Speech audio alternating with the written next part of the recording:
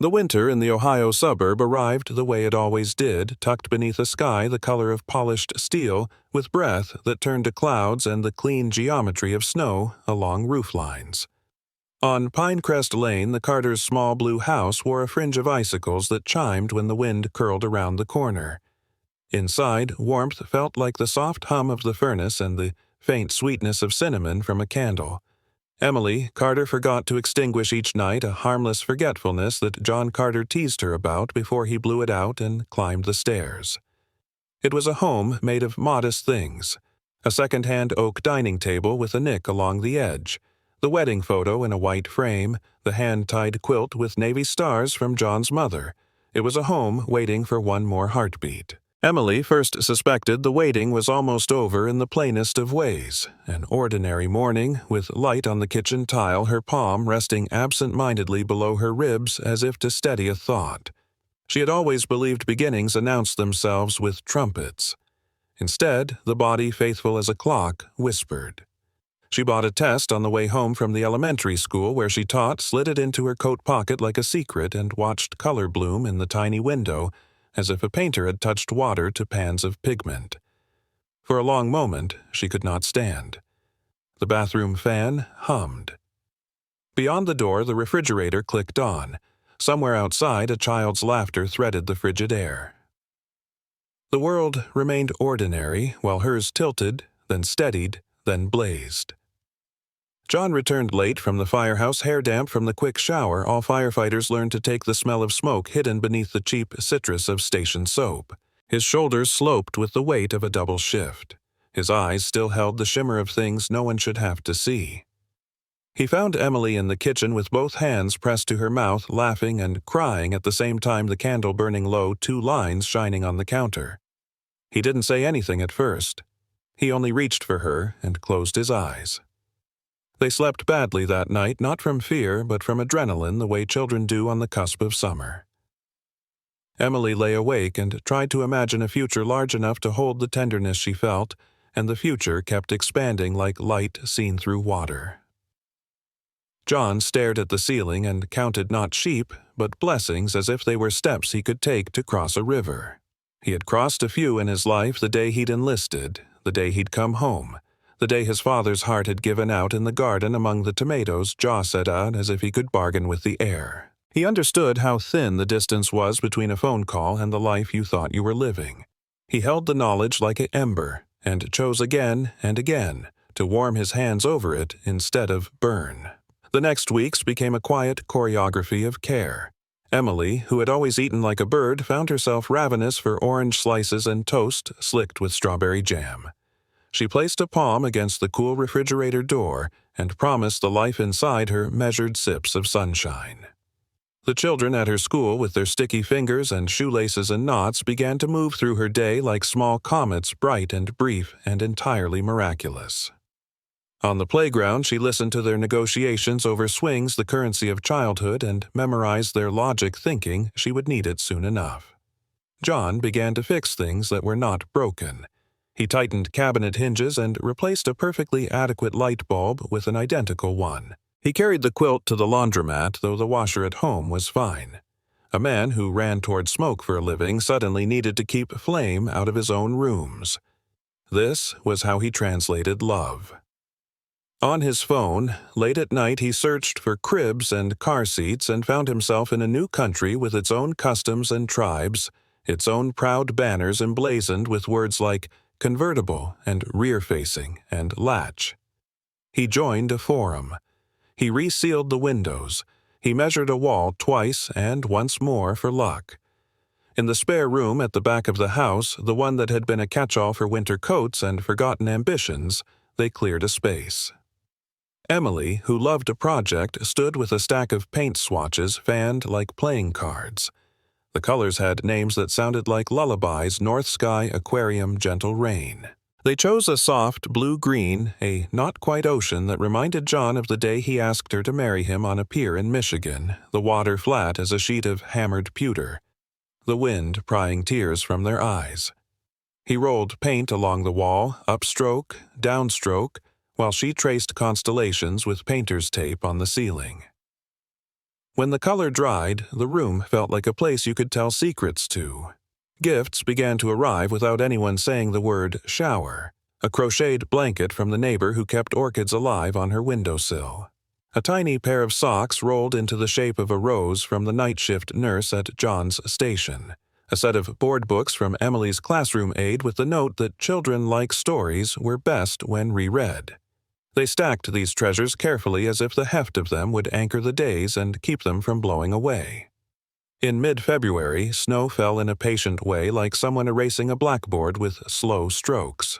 The city trucks came and went with their salt and their orange lights. Emily pulled on boots and watched John shovel. The world seemed edited down to essentials breath and heat, the discipline of routine, the shape of a belly that felt more like landscape than geometry. She began to move through time differently, like a tide inching up a beach. Each morning she greeted herself in the mirror not as a woman who was expanding, but as a harbor learning to cradle boats. There were small rituals. At night, Emily read aloud not children's books yet, but passages she loved from the kind of novels that had carried her through lonely semesters in college. She chose paragraphs with long sentences that rolled like trains across plains, paragraphs that could be mistaken for prayers if one were careless. John, who did not love novels, listened as he learned to listen at the station attentively, like a man reading smoke. When Emily stopped to drink water, he rested a hand over the thin place between them, where something else, someone else might be listening too. They found a rhythm for hope. It was not a bright drumbeat. It was not loud. It was the rhythm of a home that had kept going after loss and still expected company. It was the rhythm of two people who understood that tenderness was both soft and strong, like rope that could hold because it had been braided. One evening, snow stopped and the sky seemed to lift. Emily pulled John into the nursery and pointed toward the ceiling. She had peeled the tape away to reveal constellations so subtle you might miss them if you did not know to look. When the lamp was turned off, the faint glow of stars rose like breath, Orion Cassiopeia, the gentle curve of the Little Dipper. It felt like placing a spare key under a mat for someone beloved who had not yet arrived. By late February, the winter loosened its grip. Frozen slush at the curb transformed into shallow mirrors that reflected nothing faithfully. At the school, the students tracked mud across linoleum and insisted spring had already begun. Emily felt the same insistence in her bones.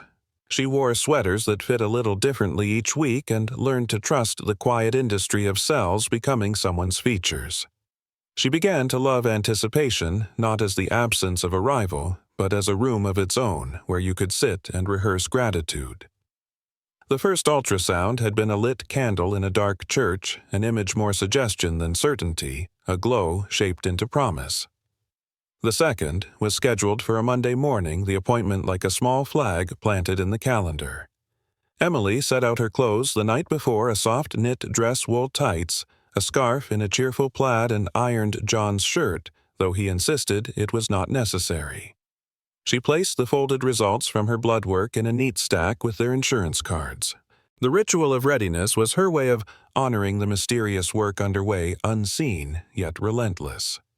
That Sunday evening, the Blue House hummed with ordinary kindness. John made dinner with the bumbling precision of a man repeating an instruction he did not entirely understand, salmon baked with lemon rice that steamed the windows. He moved carefully, mindful of smells, mindful of Emily's new aversions, some temporary reshuffling of preference that made onions a betrayal and strawberries a salvation. They ate at the oak table, not speaking in complete sentences, content with the punctuation of glances and small smiles. Later, he carried a basket of laundry to the basement and found himself holding a onesie the size of a belief. It startled him how Faith could be cotton and snaps and fit into the space between his hands. Sleep came easily, then suddenly didn't. At 3 a.m., Emily lay awake listening to the house breathe. She thought of her mother's hands, always warm the way they had arranged her hair for piano recitals and steadied bowls when she whisked batter too enthusiastically. She thought of her students' smudged valentines with their earnest glitter. She thought of tomorrow's waiting room with its outdated magazines and its aquarium, where neon tetras drifted like confetti that had decided to remain airborne forever. She pressed her palm against the slope of her body and pictured a heartbeat nimble as a hummingbird's wings. Morning arrived, not with fanfare, but with coffee she did not drink and a pale winter sun that seemed to approve of courage quietly. The drive to the hospital cut through neighborhoods on the cusp of thaw. They passed the florist with buckets of tulips on the sidewalk like rows of small flames. They passed the old brick church with its cracked bell. They passed a dog in a red sweater trotting proprietary along the snow crust. Inside the car, the warmth rose slowly, lifting the chill from their coats, seeping into their bones. John kept one hand on the wheel, one on the console, where Emily's fingers rested. He did not speak, but the hand said everything. The hospital had the pragmatic handsomeness of institutions that meant business. It was a place that had polished its floors not to impress, but because cleanliness was a form of reverence. Signs pointed them the blue arrows and sans serif words the language of directions toward prenatal diagnostics. The waiting room held a scatter of couples and a few women alone, each with a posture that combined patience and mild apprehension. A television at low volume offered a parade of morning show cheerfulness. Behind the plexiglass, a receptionist performed the ballet of insurance cards with a grace born of repetition. Emily and John sat beneath a framed photograph of Lake Erie at sunset, a horizon line so bluntly divided it looked as if someone had taken a ruler to the world. John studied the photograph as if he might decipher from it some code for keeping things level. Emily watched the aquarium and imagined the fish as small thoughts that never touched the sides. When her name was called, it startled them both, the syllables breaking the surface of their concentration like a pebble tossed into a pond. In the dim ultrasound room, the light softened in deference to the work at hand. Machines hummed with the neutral confidence of objects built to help. A nurse with kind eyes asked routine questions that felt like an incantation. Emily lay back, lifted her dress, felt the cold of the gel, knew this sequence now as a choreography of trust. The nurse moved the transducer with the careful hand-eyes on the screen, the gray grain of the image assembling and reassembling like weather. There were sounds. Not music, not quite. The bleat and murmur of machinery, the soft consonants of medical shorthand, the small hitch in Emily's breath when she imagined the slightest flutter. John stood near her head and watched the nurse's face rather than the screen, the way he watched the edges of a fire rather than the center, to know what it would do next. He felt both unnecessary and essential, the paradox of support that the act of being there was the whole of it, and somehow also not enough. The nurse smiled once at something she saw, and then pressed a button that captured the moment a freeze of snow on a television tuned to a blessed channel. She printed an image and handed it to Emily, who held it delicately by the corner as if it were still warm. In the low light, the outline could have been anything to an untrained eye: a moon behind clouds, a poem in a language she did not yet speak. It didn't matter. She knew. The door opened softly and a woman stepped in with the swift, unassuming authority of someone invited into rooms where the future is being written. Dr. Rachel Whitman introduced herself, her voice even the kind that could deliver a range of news and keep a person upright. She stood shorter than Emily had imagined, and wore her badge on a retractable cord that clicked when she moved. Her hair was pulled into a neat bun that had already frayed by 10 in the morning, a detail Emily liked. It felt like evidence that Dr. Whitman worked, truly worked, and did not simply supervise. The doctor glanced at the nurse at the screen, at the thin black and white strip in Emily's hand, the way a conductor would glance at sheet music before the lift of a baton. She made small talk in that soft, humane way about the aquarium fish that had survived a power outage last year in heroic silence. She sat. She rolled the stool closer. She took the transducer in hand and turned the monitor so that all three of them could see. The room seemed to shrink to the size of the image. Gray landscapes rose and fell. The water world within Emily offered up its secret slowly, the way a shy child edges from behind a parent's legs. Dr. Whitman traced with the fingertip of her free hand as if outlining a story she would tell carefully in order without drama and with appropriate pauses for breath. She measured. She angled. She adjusted coaxing clarity from static. She sounded once, twice satisfied with what the machine heard. Time stretched elastic, insistent. Emily watched and felt simultaneously the heat of the gel cooling on her skin and the cool of the room warming with their breath. She sensed John's hand on her shoulder like a pledge. She wanted to live inside this moment forever, a steady planet orbiting a friendly sun. She wanted the future to be as simple as the nursery paint drying without drips. She wanted, and this wanting was pure and unashamed and human. Dr. Whitman exhaled in a measured way and stilled the probe. She reached for the keyboard and tapped a few keys. The printer whirred softly, offering another strip of paper, another frozen wave. Her face had not changed expression yet. Something in the quality of her attention shifted the way a breeze turns from warm to almost warm, a small difference that is nevertheless a difference. She angled the monitor slightly away, then slightly back, a gesture that seemed meant to be helpful, and was.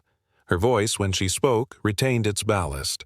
She said Emily's name then, John's, as if adding anchors before continuing the sentence. She asked how Emily was feeling at that moment, whether she was comfortable. She spoke of scans and clarity, and the normal range of variation, a cushion of context for a body that had been making miracles while they slept. She told them she wanted to take a closer look, and that she preferred to be precise, that precision in her experience left more room for hope than vagueness ever did. And then, with the kind of kindness that looks like clarity, she turned the screen toward them once more and traced two shapes that moved together so closely they seemed the same shape until you learned to see the seam. Two arcs pressed in a tender mirror. Two small intentions of life in a choreography so deliberate it could not be accident. The candle of the first ultrasound had become a lantern. The lantern had been lifted, revealing not a single path but two woven tightly. Bright and unignorable. Emily's breath caught a small bird startled from a branch. John's hand tightened not to restrain but to steady the grip of a man who has carried ladders through smoke and knows that sometimes the firmest way to love is to hold. Outside, February sun slanted across the parking lot, turning patches of ice to glass. In a framed photograph down the hall, Lake Erie kept its level horizon. In the aquarium, the neon tetras, oblivious to the gravity of human news, flickered along their loop of water like fragments of a held-back fireworks display. Somewhere in a blue-green nursery on Pinecrest Lane, paint dried perfectly without a single run. In the space between Dr. Whitman's measured inhale and the next sentence that would form in the air, the world paused, not in fear, not yet, but in a reverent stillness that attends revelation. A stillness that knew without being told that joy, like any story worth telling, would have to prove itself. The morning light in Ohio had a way of spreading thin like milk poured into coffee until it lost its edge. On the day that followed the ultrasound, the Carters carried that thin light with them, as though the sun itself had stepped carefully into their lives, hesitant, observant, unwilling to startle. The house on Pinecrest Lane, still adorned with a nursery painted in gentle blue-green, hummed with silence. It was a silence thick with anticipation, the kind that folds itself into corners and waits to be acknowledged. Emily sat at the kitchen table, her scarf still looped around her neck as though she had forgotten to remove it. Her fingertips brushed the photograph from the ultrasound, the black and white world, where two small shapes leaned into each other with a closeness both tender and troubling. She could not stop tracing the faint lines, the suggestion of two lives drawn in parallel. The hum of the refrigerator filled the room, a reminder that some machines never stopped working, even when hearts faltered. John hovered near the counter, restless in a way he did not recognize. He had faced collapsing roofs, flames curling like living creatures, the unsteady groan of timbers threatening to surrender. Yet this blur of shadows on a screen was the kind of danger he could not lift or douse. His palms, still rough from ladders and hoses, could only rest against the cool countertop as though steadiness could be borrowed from stone. They had not yet spoken aloud the words that trembled in their throats. Dr. Rachel Whitman had been precise. her eyes carrying both authority and compassion. She had explained gently, her voice calm, but threaded with truth. The twins are conjoined. It was not a word that belonged in their vocabulary, not a word they had rehearsed for.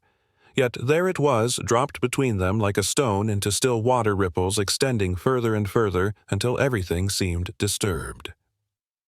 That night, Emily lay awake, listening to the rhythm of the house. She heard the branches scrape against the siding in the wind, the old pipes settling John's breathing uneven as he pretended to sleep. She turned toward him, watched the outline of his shoulders in the faint glow from the street lamp. For a moment she thought of reaching out, but her arm remained beneath the covers. She felt as though any movement might break the fragile balance, the thin film of composure they both clung to. The days that followed blurred into one another, a sequence of appointments and pamphlets, medical terms and statistics. They learned about shared organs, surgical options, survival rates. Each fact landed like a pebble in their pockets, the weight of them accumulating until walking forward seemed impossible. Emily clutched her belly, whispering promises in the quiet of the nursery. "We will find a way. We will not give up." John, meanwhile, drove alone at night, the roads slick with sleet, the dashboard lights casting him in blue. He parked near the frozen river and sat in silence, the engine idling, tears unsummoned for years finally cutting through. There was a kind of cruelty in hope they discovered. It never arrived as a clear path, but as a shifting landscape, one doctor suggesting a possibility. Another warning of limits, a headline about a surgery in another state that had ended in both triumph and tragedy. They clung to these fragments as one clings to driftwood, never enough to carry them across, yet impossible to release. The community noticed. Their neighbors left meals on the porch, steaming casseroles beneath foil lids, handwritten notes tucked under the handles. "We're praying for you. We're here if you need us." At the local church, candles were lit not just on Sundays but every evening, small flames trembling against stained glass as voices murmured names, John, Emily. The babies, not yet named, but already fiercely loved. The Carters did not always attend, but they felt the warmth from a distance, as though each prayer found its way into their walls and wrapped around them in the night. Still, there were darker moments. Emily wondered if her body had betrayed her, if she had done something wrong. She stood before the mirror and studied her reflection, searching for clues as though guilt could be etched into her skin. John, hearing her sob quietly in the shower, pressed his forehead against the closed door, his fists clenched at his sides. He could rescue strangers from burning buildings, yet here with the woman he loved most, he was powerless. And yet, love itself proved to be a form of resilience. They began to speak in small confessions. Emily admitted her fear of the future. John confessed the helplessness that gnawed at him. They held each other longer, the silence between them no longer avoidance, but shelter. Emily read stories aloud to her belly each night, her voice trembling but steadying by the final lines. John placed his hand on her stomach, imagining 2 tiny heartbeats answering back. As winter melted into early spring, a shift occurred not in circumstance but in resolve.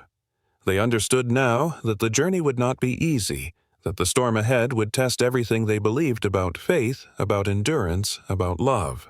But within that understanding lay a fierce clarity. They would walk it together. 2 parents, 2 hearts, bound to 2 fragile lives that deserved every chance at dawn. The world around them seemed to conspire to remind them of endurance. The trees, barren for months, offered the first buds of green. The snow receded, revealing earth that had been waiting, patient and stubborn. Emily stood at the window one morning and whispered to the growing weight she carried, "See, life finds a way to return." John behind her rested his chin on her shoulder and nodded, though his eyes shimmered with unshed tears. Tiad. And so the Carters entered this new chapter of waiting with both fear and determination. The diagnosis was no longer a word dropped like a stone, but a banner they carried heavy yet undeniable. Beneath it, they discovered not despair, but the raw material of courage. And if you listening now find your heart stirred by their journey, consider joining us. Subscribe to the channel not just to hear this story, but to stand with countless others who believe in resilience in healing and in the strength of love. Spring in Ohio arrived not as a sudden fanfare, but as a hesitant knocking. Patches of snow retreated to the shadowed corners of fences. The air, still sharp in the morning, softened by afternoon. On Pinecrest Lane, the Carters' mailbox leaned slightly from frost-heaved ground, and the tulips Emily had planted the year before pushed pale green spears through soil that smelled of thaw. The world was renewing itself, yet inside Emily's body the season carried another kind of growth, fragile, uncertain, and heavy with consequence. Every week brought an appointment, each one both reassurance and threat. The hospital hallways became familiar territory. The muted scuff of rubber soles, the antiseptic tang in the air, the polite murmur of staff. Emily learned to measure her courage not in leaps but in increments, the way a patient breathes through labor pains before labor truly begins. John accompanied her whenever he could, though his shifts at the firehouse stretched long and exhaustion sat in the hollows of his eyes. He carried a thermos of black coffee, but drank little, his hands restless around it. The ultrasounds showed what Dr. Rachel Whitman had already explained: the twins were conjoined at the chest and liver. Their hearts beat close to one another, a rhythm braided like rope. The doctor's voice was steady, her gaze direct but never unkind. There will be risks, she reminded them, but there is also possibility. Possibility. It became the word they clung to, small and luminous, a firefly in a jar. At home, Emily moved slowly, her body already stretched beyond comfort. She taught fewer days at school, the district arranging a substitute, though she still visited to read to her class. The children hugged her with the fierce innocence of those who cannot yet imagine mortality, their arms circling her waist, their questions blunt and bright. Are they kicking yet?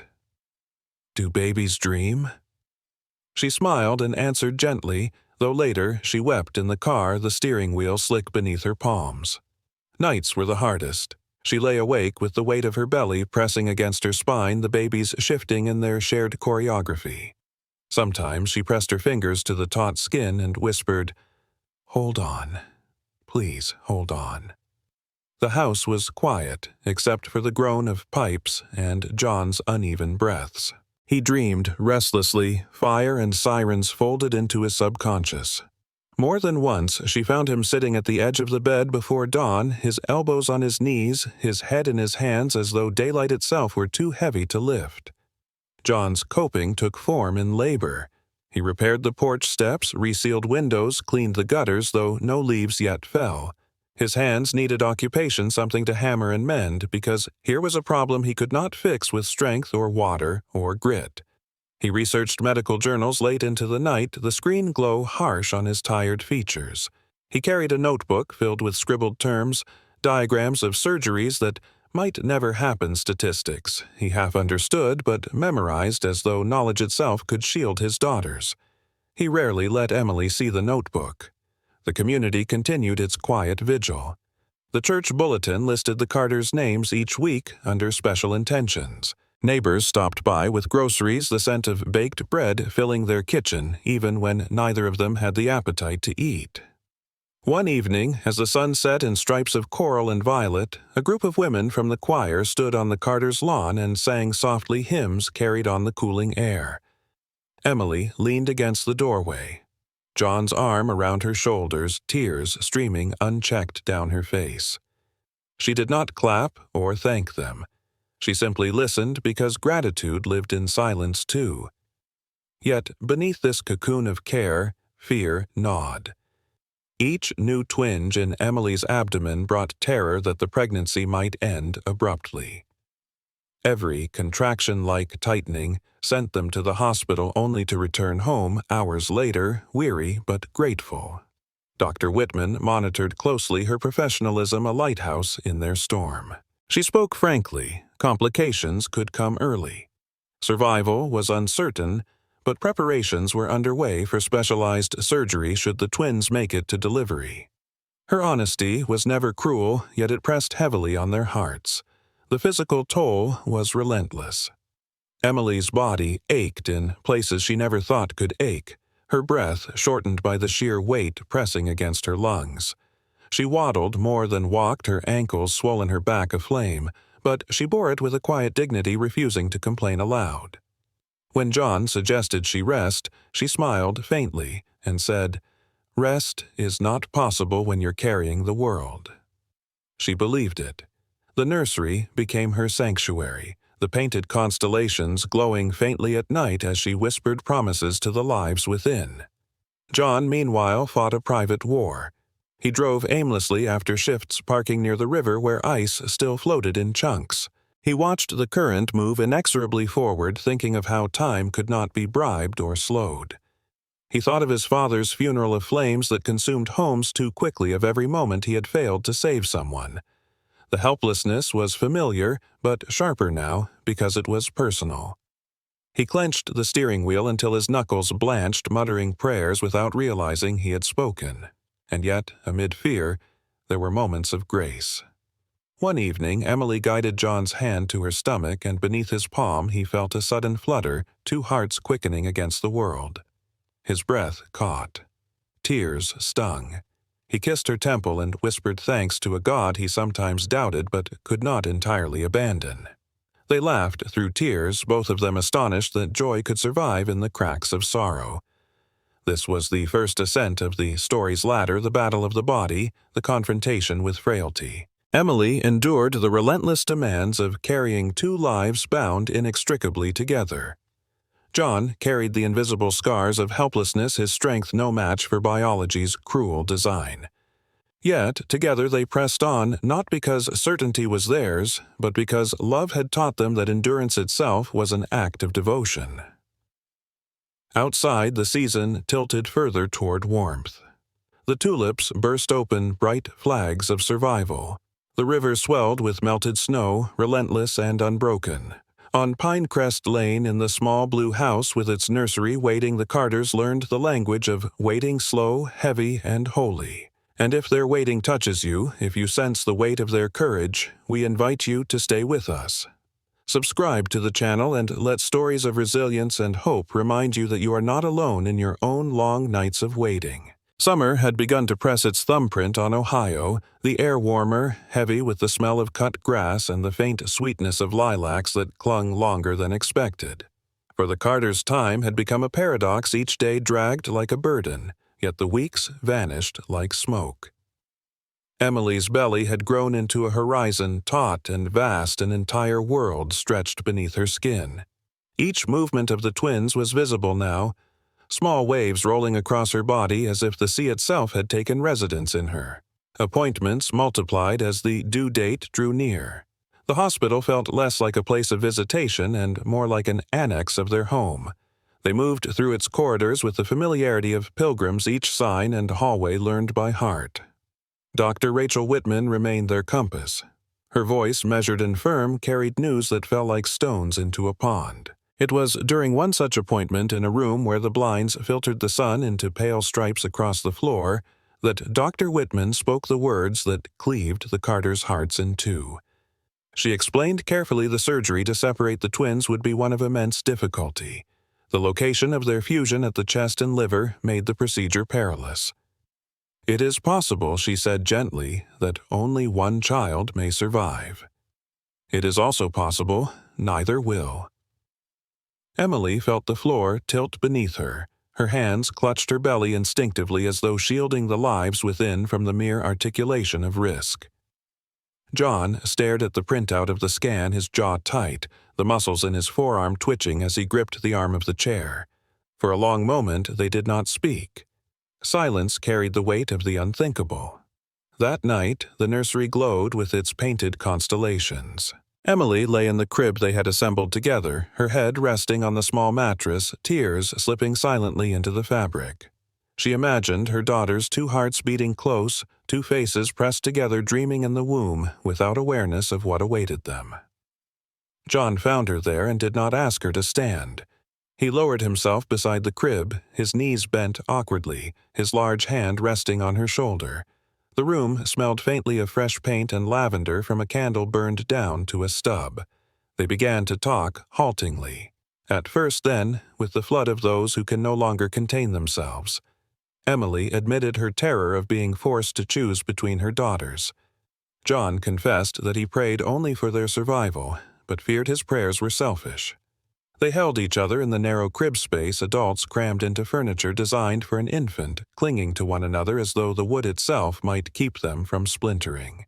In the weeks that followed, faith became their daily labor. Emily returned to the church more often, sitting in the back pew, her hands folded over her belly lips, moving silently. She did not always pray with words. Sometimes she simply sat in the stillness, allowing the stained glass light to wash over her like a benediction. John accompanied her occasionally, but more often his prayers were muttered in the cab of his truck, his forehead pressed against the steering wheel, sirens from his station still ringing in his ears. The community's support deepened. A fundraiser was organized at the local school gymnasium, tables covered in checkered cloths, the smell of barbecue and pies, children chasing one another between the rows. Emily and John attended reluctantly, overwhelmed by the sea of faces, but were moved by the envelopes pressed into their hands by the firm grips and tearful eyes of neighbors, promising they were not alone. That night, back home, John counted the donations with trembling fingers. "It's not just money," Emily whispered. "It's belief." And yet, belief did not shield them from darker imaginings. At night, Emily dreamed of holding only one child, her arms aching with absence. John dreamed of running into a fire he could not extinguish, carrying 2 bundles of cloth, one slipping from his grasp as the smoke thickened. They did not always share these dreams, but they felt their residue in the mornings, the heaviness in their eyes, the reluctance to speak. As the due date neared, Dr. Whitman convened a team of surgeons. Meetings were long and clinical, filled with diagrams and probabilities. The Carters attended some, though much of the language washed over them like another dialect of grief. What they understood, what seared into their bones, was this: the delivery would be a crossing of a narrow bridge between life and loss. There would be no guarantees, only courage and the skill of those who had chosen to stand at the edge of impossibility.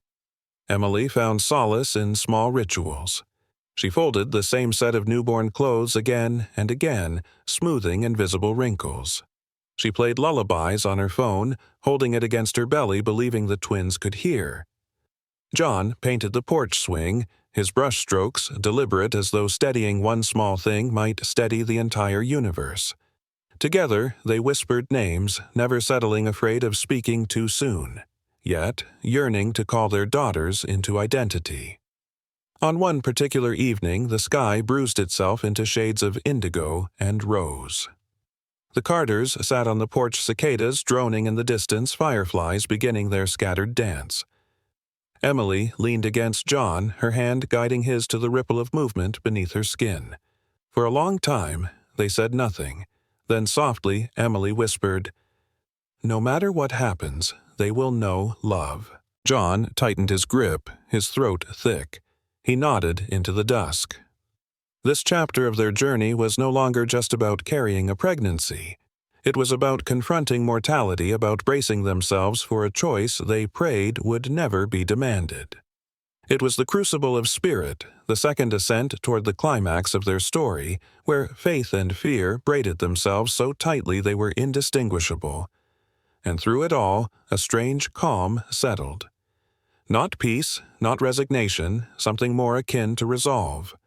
A readiness to stand at the threshold of joy and devastation, knowing that whichever door opened, they would walk through together. Deng. And as you walk with them through these shadowed corridors of fear and hope, remember every story of resilience is stronger when it is shared. Subscribe to the channel, and let this journey remind you that love, even in the face of impossible choices, endures. The morning of the surgery arrived not with thunder, but with the hushed gravity of a cathedral. The hospital, vast and humming with hidden machinery, stood like a fortress of science against the unknown. Inside, fluorescent lights glowed steadily indifferent to the anguish of those who walked beneath them. For Emily and John Carter, every step down the polished hallway echoed like footsteps across sacred ground. Emily's body was weary, her strength whittled down by months of carrying not just 2 children, but the knowledge of their fragile tether. She was wheeled into pre-op, the sterile sheets crisp against her skin, her hair tucked away under a cap. John followed close, his hand never leaving hers until the moment the nurse insisted he stop. He leaned down, kissed her forehead, and whispered words she could barely hear over the pounding of her own heart. "You are not alone." The doors to the operating theater closed with a muffled thud, and the separation began. Parents on one side, children on the other. Hope stretched thin across a gulf of steel and silence. The surgical team assembled with the choreography of veterans. Gowned figures moved around Emily's body, voices low, precise, reverent. Dr. Rachel Whitman, though not leading the procedure, remained close, her presence a steady flame. The chief surgeons prepared, each gesture deliberate, gloves snapped into place. Scalpels glinted briefly under the lights, monitors flickered alive.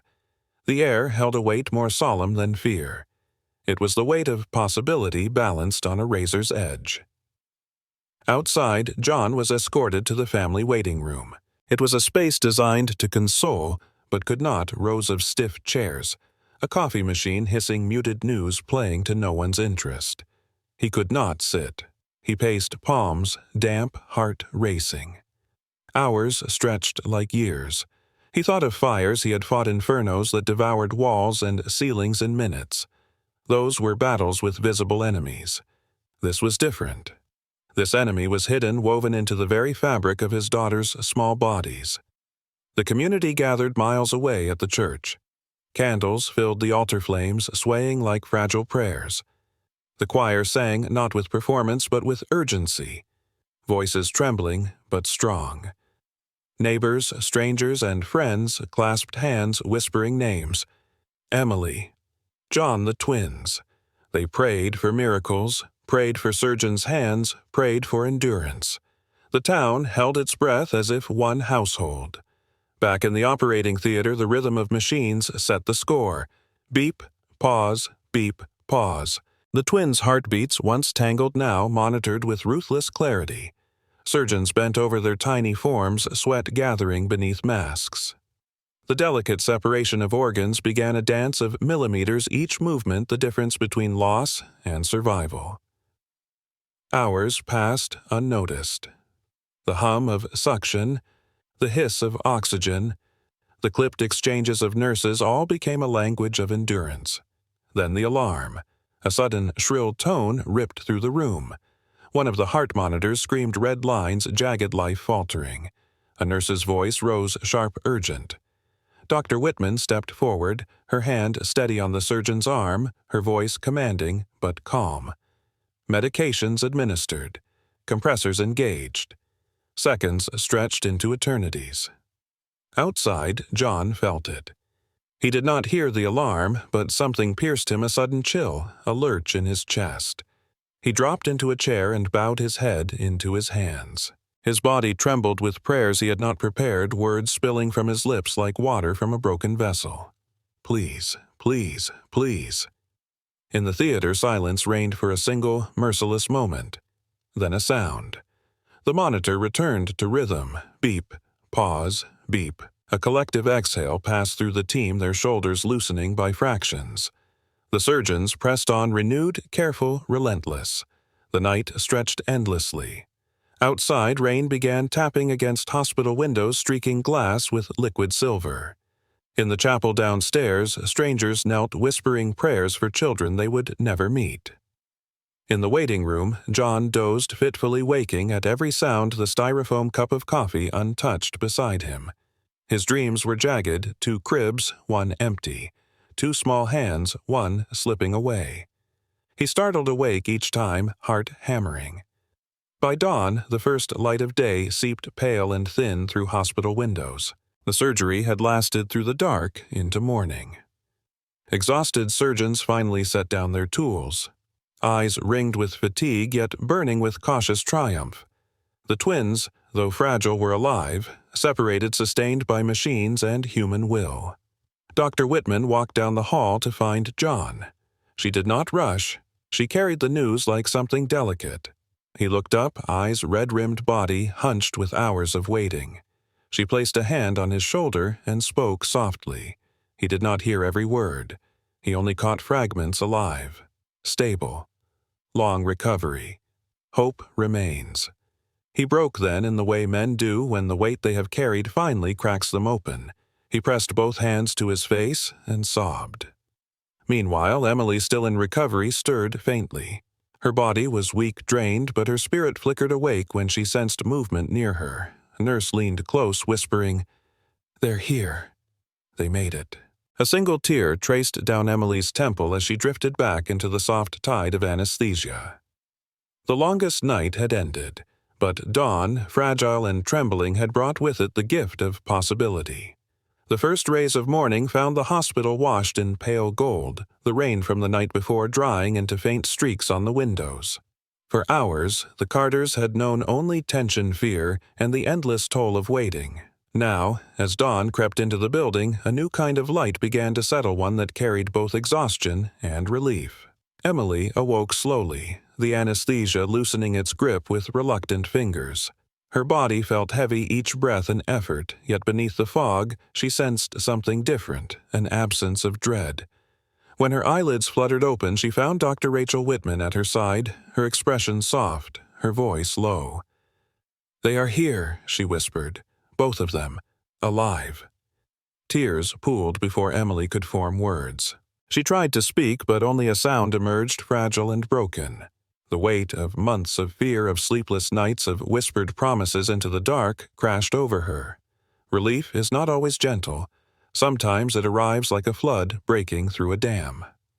Down the hall, John stood outside the neonatal intensive care unit. His legs trembled, his heart unmoored. Through the glass, he saw them, two tiny bodies swaddled separately now, their chests rising with the help of machines, their skin pale but alive. He pressed his palm to the glass, unable to breathe, unable to move. He had prepared himself for loss. He had steeled his heart against devastation.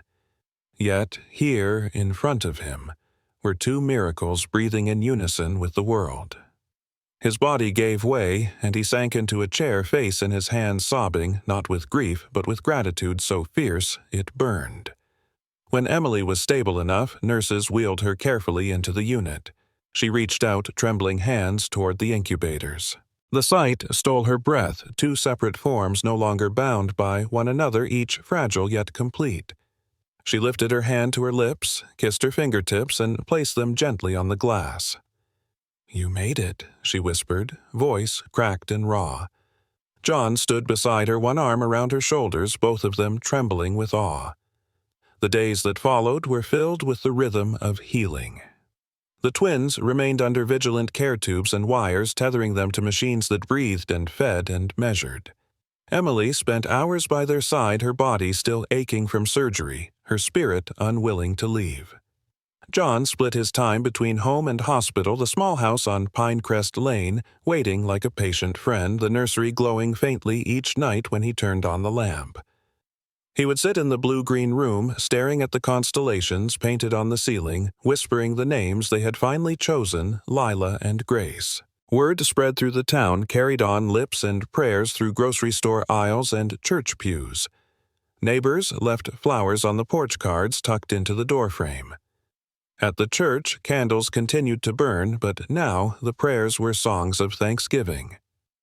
The community had walked the dark night with them, and now it celebrated dawn as if it belonged to all. There were setbacks, of course. Alarms sometimes pierced the unit, reminding them of the fragile line between survival and loss. Nurses moved swiftly. Doctors leaned close, adjustments were made. Each scare pulled Emily and John back into the gravity of fear. But each recovery taught them again that fragility and resilience were not opposites, but companions. Weeks later, the day arrived when the Carters could finally hold their daughters without barriers. Emily sat in a chair, her arms open, tears streaking her face as the nurse placed first Lila, then Grace, into her embrace. The weight of them was astonishing, not in pounds but in meaning. John knelt beside her, his rough hands trembling as he touched the downy hair of each child. For the first time, their family was whole. That evening, back at Pinecrest Lane, the nursery welcomed them home. The constellations glowed above soft reminders of the nights they had whispered to stars and begged for miracles. Emily laid both girls in their crib side by side, no longer fused by flesh but still entwined by love. John stood behind her, his hand resting on her shoulder, his other hand reaching to brush a finger along Lila's cheek, then Grace's. They stood in silence, breathing together as dawn's light poured through the window. The sun climbed higher, casting gold across the blue-green walls, the painted stars, the tiny sleeping forms. For the Carters that light was no longer ordinary, it was the fulfillment of a promise, a sunrise for two. And so their story closed, not with triumph alone, but with endurance, community, and the fierce tenderness of parents who refused to let fear be the final word. And if this journey has stirred something within you, if the Carters' resilience, their love, their faith has touched your heart, then we invite you to walk with us further. Subscribe to the channel and let stories like this remind you that even in the darkest nights, dawn waits with open hands.